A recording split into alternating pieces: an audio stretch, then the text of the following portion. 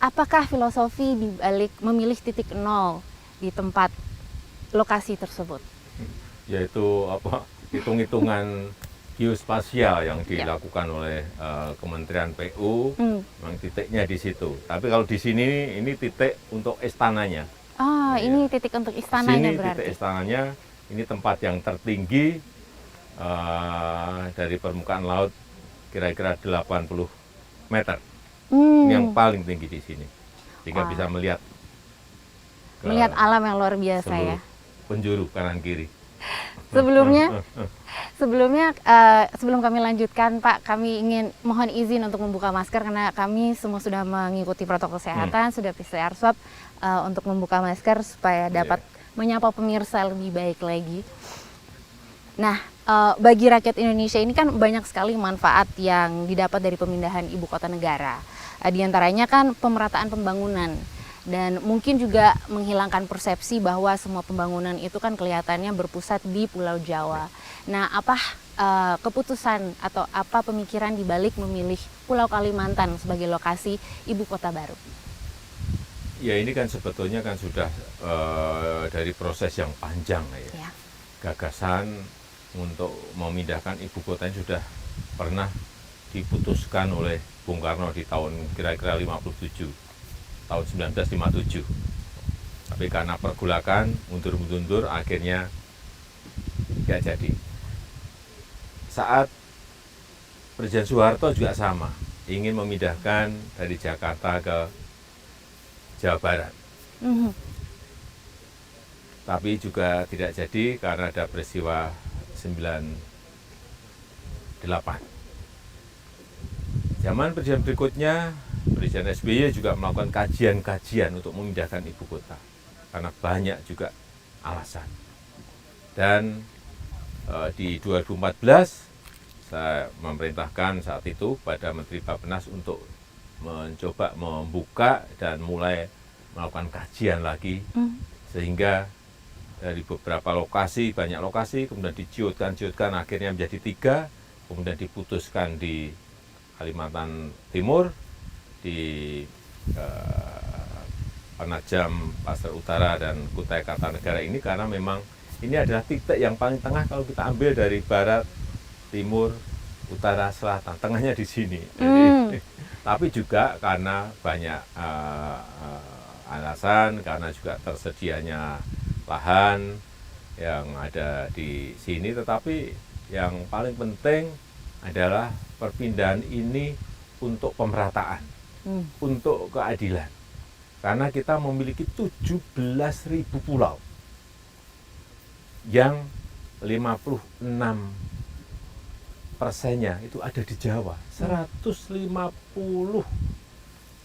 juta populasi Indonesia ada di Pulau Jawa, padahal kita punya 17.000 pulau. Kemudian juga PDB ekonomi, perputaran ekonomi 58% itu ada di Jawa, khususnya di Jakarta. Artinya apa? Magnet ada di Pulau Jawa dan ada di Jakarta. Oleh sebab itu, harus ada magnet yang lain, sehingga dari 17.000 pulau ini semuanya tidak menuju ke Jawa, sehingga beban Pulau Jawa, beban Jakarta tidak semakin berat. Jadi dimulai dari sana, pemerataan dan keadilan. Jadi pemutaran ekonomi juga sudah terlihat karena kabarnya kita mengadakan acara ini, rental-rental dan semuanya sudah fully book. Berarti dengan mengadakan satu acara aja sudah bisa menghidupkan ekonomi dengan cara yang luar biasa. Nah, untuk membahas itu, karena kan Bapak tadi sudah menjelaskan bahwa kajiannya sebenarnya sudah lama dan sudah diperhitungkan sejak lama. Memakan anggaran berapakah untuk dapat memindahkan ibu kota ke Kalimantan, dan juga sumber dananya itu setelah dikalkulasi datang dari mana? Hitungan sementara 466 triliun rupiah. Itu kurang lebih 19-20% itu nanti berasal dari APBN, dan sisanya bisa berasal dari PPP, berasal dari KPBU, berasal bisa dari murni investasi sektor swasta, bisa juga dari BUMN, atau bisa juga menerbitkan obligasi publik, semua bisa dilakukan. Saya kira kita ingin otorita ini fleksibel dan lincah dan bisa mendapatkan skim-skim pendanaan dari berbagai skim yang ada. Kalau kita membicarakan fleksibilitas, berarti kan tentunya ada tahapan-tahapan dan prioritas-prioritas ya Pak ya. Jadi kira-kira untuk rampungnya perpindahan dan pembangunan ibu kota Nusantara ini memakan waktu berapa lama dan ada tahapan-tahapannya nggak? Ini kan sebuah pekerjaan yang raksasa besarnya. Ya. Ini pekerjaan besar sekali. Jadi dan juga bukan pekerjaan yang mudah, ini pekerjaan rumit. Oleh sebab itu memang butuh waktu yang panjang. Perkiraan kita antara 15 sampai 20 tahun baru bisa diselesaikan. Dan kita harapkan dengan sudah terbentuknya otorita, ada kepala otorita dan wakil kepala otorita, nanti yang menyiapkan. Kelembagaan sudah ada, nanti perencanaan yang lebih detail, entah itu DED dan lain-lain juga disiapkan sehingga akan semakin kelihatan nanti. Tetapi yang paling penting memang infrastruktur dasar itu yang harus segera dimulai. Dan berarti hari ini dengan prosesi tadi pagi adalah officially kita akan memulai pembangunan di IKN ini ya Pak ya? Ya, saya senang tadi pagi seluruh gubernur hadir, membawa tanah dan air dari provinsi masing-masing, kemudian disatukan di sini, artinya ini merupakan sebuah kekuatan besar dari negara besar kita Indonesia, dan dukungan yang diberikan dari seluruh provinsi di tanah air ini akan sangat menyatukan dan memberikan kekuatan yang baik pada dimulainya pembangunan ibu kota Nusantara ini. Milik bangsa Indonesia.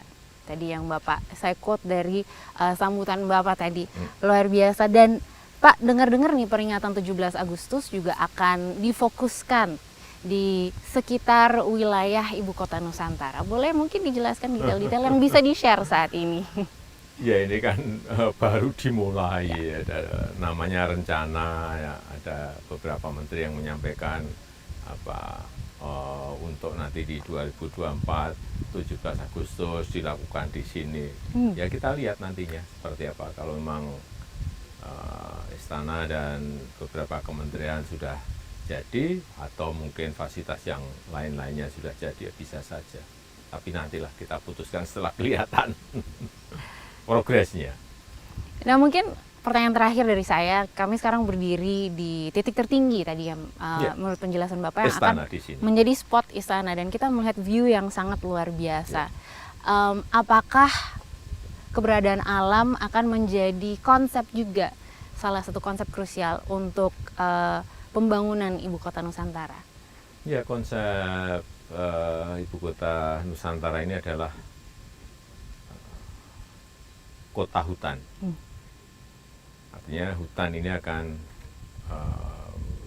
dibiarkan hijau seperti ini, tetapi ini yang dipakai untuk ibu kota ini adalah hutan tanaman industri yang monokultur, yang homogen tanamannya, yang setiap 7 tahun ini ditebang. Ya, kita harapkan nantinya kita ini kan juga membangun yang namanya nursery, pusat persemaian, yang produksinya kira-kira 20 juta bibit tanaman per tahun. Yang dari situlah nanti kita tanam untuk rehabilitasi hutan yang ada di IKN Nusantara ini. Sehingga tanamannya tidak monokultur, tanamannya tanaman endemik, tanaman lokal yang mampu menarik hewan untuk masuk, menarik burung-burung untuk masuk, menarik kupu-kupu untuk masuk, sehingga memang ini yang mau kita lakukan adalah merehabilitasi baik hutannya maupun nanti mereklamasi dari bekas-bekas tambang yang ada. Karena memang sudah banyak sekali ini hutan-hutan yang dirambah oleh masyarakat dan sebagian sudah harus diperbaiki dan direhabilitasi. Ditingkatkan sustainability-nya ya. Iya. Mungkin terakhir dari Bapak, apa yang ingin disampaikan perihal mimpi makna Ibu Kota Nusantara nanti setelah selesai penuh pembangunan dan perpindahannya, apa yang ingin dicapai dengan adanya Ibu Kota baru? Ini sekali lagi ini pekerjaan besar, pekerjaan yang sulit, sehingga diperlukan kolaborasi, kerjasama pemerintah pusat, pemerintah daerah, sektor swasta, dari BUMN, dari masyarakat, TNI, Polri, dan seluruh komponen bangsa ini agar dukungan yang ada ini betul-betul bisa kita maksimalkan dalam rangka mempercepat pembangunan Ibu Kota Nusantara ini. Luar biasa. Terima kasih Pak untuk waktunya, sekali lagi selamat. Karena tadi pagi kita sudah menyaksikan momen bersejarah untuk bangsa Indonesia, dan mudah-mudahan juga lancar semua persiapan dan pembangunan Ibu Kota Nusantara. Terima kasih. Oke, makasih. Terima kasih Pak. Terima kasih sudah nonton. Jangan lupa like, subscribe, dan share ya.